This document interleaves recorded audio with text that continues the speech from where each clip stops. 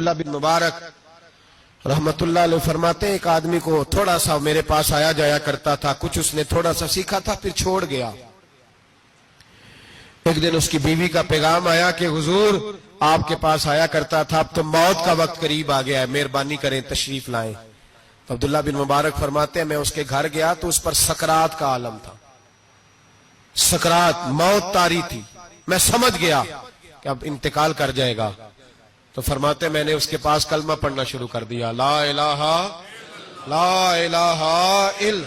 جب کسی کے پاس جائے نا مرض وفات میں تو اسے کہنا نہیں چاہیے کلمہ پڑھ، کیونکہ علماء فرماتے ہیں کہ اس پر تو موت کا سکرات کی سختی ہے، ہو سکتا ہے آپ کہیں تو اس پریشانی میں وہ کہہ دے میں نہیں پڑھتا، تو اس کے لیے بڑی مصیبت کھڑی ہو جائے گی یہ لفظ کہہ کے۔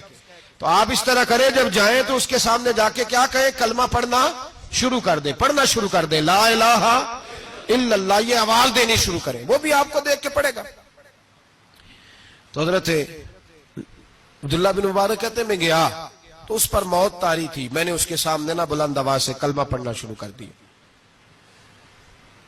تو وہ ساری باتیں کرتا لیکن جب وہ کلمہ پڑھنا چاہتا نا لا الہ الا اللہ محمد الرسول اللہ صلی اللہ علیہ وسلم، اس کی زبان سے نکلتا نہیں تھا۔ فرماتے میں بڑا پریشان ہوا، میں نے اس کو کہا تو کیا کر رہا ہے؟ تو وہ رو پڑا، کہنے لگا حضور میں کوشش کرتا ہوں، باقی سارے لفظ نکلتے ہیں، آپ سے باتیں بھی کر رہا ہوں، پر جب میں کلمہ پڑھتا ہوں تو میری زبان پہ جاری نہیں ہوتا۔ حضرت فرماتے ہیں تھوڑی دیر گزری کہ اس کی روح پرواز کر گئی، میں بڑا پریشان تھا، روز یہ بات میرے ذہن میں گھومتی تھی کہ وجہ کیا تھی۔ ایک دن مجھے خواب میں ملا، اللہ اکبر، تو فرماتے ہیں اس کا سارا جسم زخمی تھا۔ میں نے کہا تجھے کیا ہوا اور کلمہ نہ پڑھنے کی وجہ؟ کہنے لگا حضور میرا رب مجھ سے ناراض ہے اور میں بڑی تکلیف میں ہوں، میرے لیے دعا کریں۔ فرماتے میں نے کہا تیری غلطی کیا ہے؟ کہنے لگا سارا زمانہ روکتا تھا پر میں ہر جمعرات کو شراب پیا کرتا تھا، ہر جمعرات کو میں شراب پیتا تھا، ماں روکتی، بہن روکتی، بھائی روکتے، رشتہ دار روکتے، میں ہر جمعرات ہفتے میں ایک دن پیتا تھا۔ اس کا نقصان یہ ہوا کہ مرتے وقت میری زبان پہ کلمہ بھی جاری نہیں ہوا۔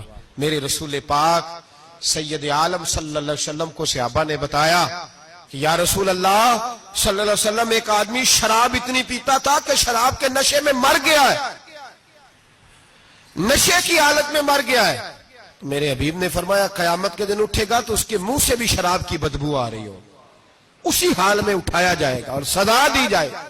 قیامت میں بھی حال بڑا سخت ہوگا، دنیا بھی تباہ، قبر بھی تباہ، آخرت بھی تباہ، اور پھر وہ لوگ زندہ لاشیں بن کے وقت گزار رہے ہیں۔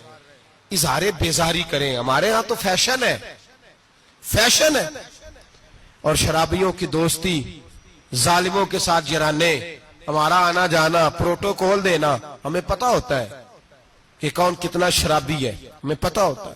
سوشل میڈیا پہ روز ویڈیو آتی ہیں، روز شور اٹھتا ہے، بڑے بڑے شرابی کبابی اس ملک کی باغ دوڑ سنبھالے ہوئے ہیں، پر ہمارے تو یرانے ہیں نا، اس لیے کہ ہمیں بھی تھانہ کلچر کو پروان چڑھانا ہے، ہمیں بھی ضرورت پڑ سکتی ہے، جھگڑے میں تھانے لے جانا پڑتا ہے تو کیا کریں، یرانے رکھنے پڑتے ہیں۔ حضرت امام شافعی فرمایا کرتے تھے جس نے دوستی رکھی شرابی سے اور راضی ہوا اس کے شراب پینے پر، اللہ قیامت کے دن اسے بھی سزا دے۔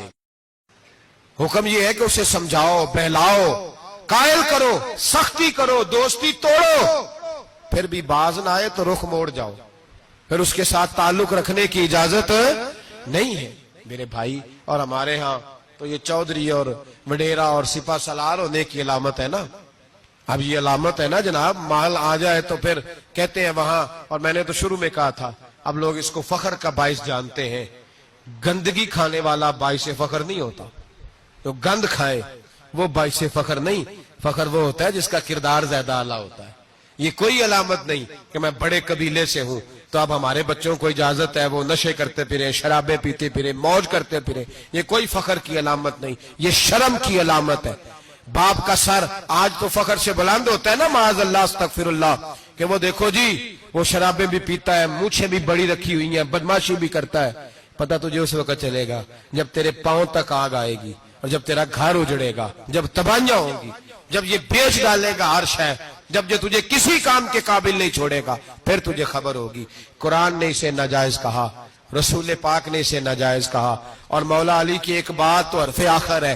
کسی نے کہا حضور آپ شراب اور نشے کے بارے میں کیا فرماتے ہیں؟ تو حضرت علی کہنے لگے بہتے دریا میں ایک قطرہ گرے شراب کا اور پھر وہ دریا خشک ہو جائے اور اس کی سطح پہ گھاس ہو گئے، اور میرا گھوڑا اگر وہ گھاس کھا لے تو میں اس گھوڑے کی سواری بھی پسند نہیں کرتا۔